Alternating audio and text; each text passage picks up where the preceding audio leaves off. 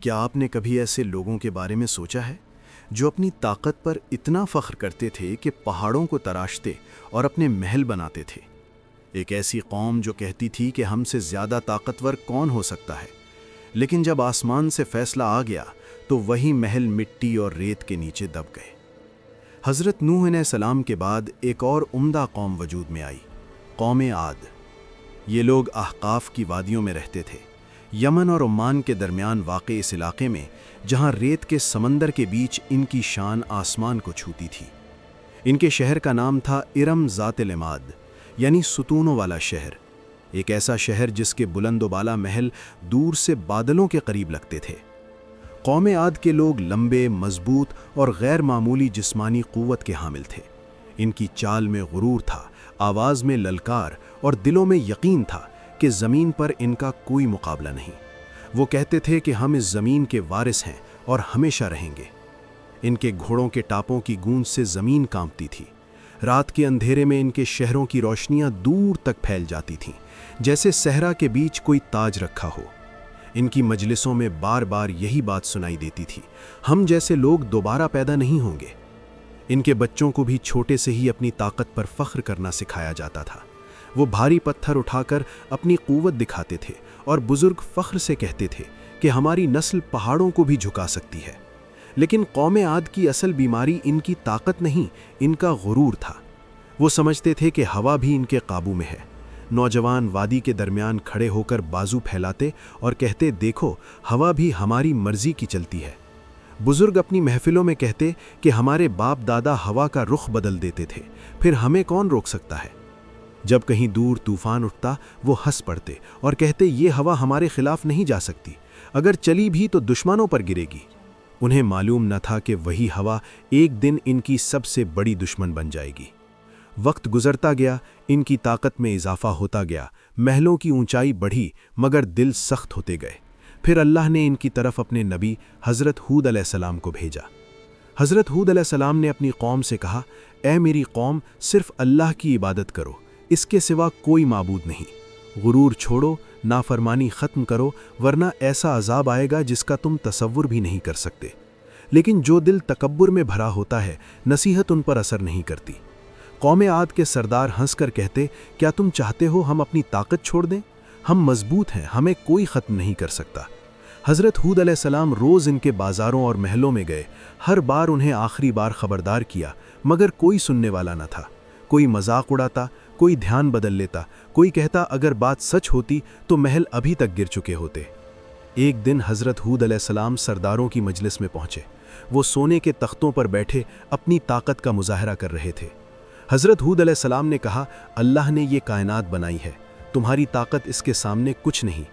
وہ ہنس پڑے اور بولے، اگر عذاب آیا تو ہم اسے بھی روک لیں گے۔ پھر اللہ کا فیصلہ قریب آ گیا۔ سب سے پہلے قوم عاد پر قحط پڑا۔ 1 سال بارش نہ ہوئی، ندیاں سوکھ گئیں، باغ مرجھا گئے، زمین پھٹی۔ پہلے سال انہوں نے کہا، کوئی بڑی بات نہیں، ہم اتنے مضبوط ہیں کہ مشکلات سہ لیں گے۔ دوسرا سال آیا، پیاس نے زبانیں خشک کر دیں، خالی مٹکے دیواروں سے ٹکرانے لگے، جانور مرنے لگے، کھیت برباد ہوئے، ہنسی کم ہو گئی۔ تیسرا سال پہنچا تو وہی قوم جو آسمان کو للکارتی تھی، خاموش کھڑی تھی۔ محل جو شان و شوکت کا مرکز تھے، سناٹے میں ڈوب گئے۔ جب لوگ حضرت ہود علیہ السلام کے پاس آئے، انہوں نے کہا، عذاب کا وقت قریب ہے۔ پھر ایک دن آسمان پر 3 بادل آئے، ایک سرخ، ایک سفید، ایک سیاہ۔ آسمان سے پکار ہوا، اے قوم عاد، ان میں سے کوئی ایک بادل چن لو۔ سرداروں نے سیاہ بادل چنا اور خوش ہو کر کہا، یہ رحمت کا بادل ہے، اسی سے بارش ہوگی، زمین پھر زندہ ہو جائے گی۔ مگر انہیں معلوم نہ تھا کہ اس بادل میں قہر چھپا تھا۔ آسمان سیاہ ہو گیا، ہوا سرد ہوئی، لوگ خوش ہو کر باہر نکلے، کچھ جشن منانے لگے، کچھ بولے دیکھو بارش آ گئی۔ لیکن یہ بارش نہیں، عذاب کا طوفان تھا۔ پہلا جھونکا آیا، گرد کے طوفان اٹھے، پتھر ہوا میں اڑنے لگے، لوگوں کی آنکھیں بھر آئیں، سانسیں بھاری ہو گئیں۔ دوسرا جھونکا آیا، درخت جڑ سے اکھڑ گئے، جانور ہوا میں اڑ گئے، بت ٹوٹنے لگے، دیواریں کانپیں، محلوں کی شان بکھری۔ تیسرا جھونکا آیا، ہوا اب چل نہیں رہی تھی بلکہ سب کچھ نابود کر رہی تھی۔ لوگ اپنے بچوں کو سینے سے لگاتے ہوئے بھاگے، مگر آندھی کی چیخوں سے بھی تیز تھی۔ ان کے بلند دروازے، ستون، محل، فخر سب ریت میں دبنے لگے۔ 7 رات اور 8 دن تک یہ عذاب چلاتا رہا۔ आसमान गरजता रहा, जमीन कांपती रही, हवा उन्हें उठाकर मारती रही। जब सब थम गया तो वहां सिर्फ खामोशी थी। कुरान में बताया गया है कि जब अजाब खत्म हुआ तो लोग ऐसे पड़े थे जैसे खजूर के गिरे हुए सुंखड़े। जो कभी अपनी ताकत पर फख्र करते थे, आज उनकी पहचान तक मिट चुकी थी। मगर अल्लाह ने ईमान लाने वालों को बचाया, जिन्होंने हज़रत हूद अलैहिस्सलाम पर ईमान रखा था। रहमत हमेशा ईमान वालों के साथ होती है, चाहे अजाब कितना भी शदीद क्यों ना हो। जब हज़रत हूद अलैहिस्सलाम ने तबाहशुदा वादी देखी तो उनकी आंखें नम थीं। ये लोग थे जो कहते थे हम सबसे ताकतवर हैं, और अब उनका नाम हवा में बिखर चुका था। ये कहानी सिर्फ एक कदीम कौम की नहीं, बल्कि हर ज़माने के इंसान के लिए इंतबाह है। जब इंसान अपनी ताकत को सब कुछ समझने लगता है, जुल्म को जायज़ करार देता है, अल्लाह की नाफरमानी में गुरूर करता है, तो आखिरकार इसी ताकत की वजह से ज़वाल पाता है। आकाफ की रेत आज भी बताती है कि शान, दौलत और ताकत इंसान को नहीं बचाते।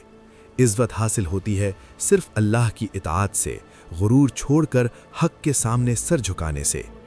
कौम आद ख़त्म हो गई, उनके महल गुम हो गए, उनकी आवाज़ खामोश हो गई, मगर उनका अंजाम क़यामत तक एक सबक रहेगा। तकब्बुर का अंजाम हमेशा तबाही है।